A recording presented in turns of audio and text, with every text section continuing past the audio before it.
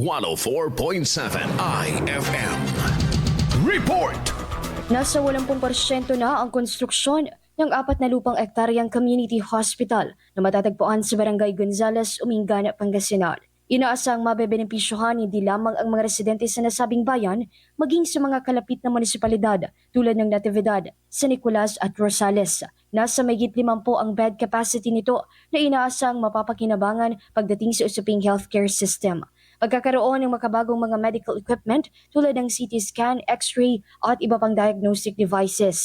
Kabilang sa adhikain ngayon ng kasalukuyang administrasyon ay ang mas pagpapabuti pa ng 14 na government-run hospitals sa probinsya. Layunin ng nasabing proyekto na palawigin ang health services sa pamamagitan ng pagbibigay ng atensyong medikal lalo na sa mga mahirap at nangangailangang mga Pangasinense. Mula dito sa IFM Digupan, ito si Idol Ron Arakat Tatak, IFM.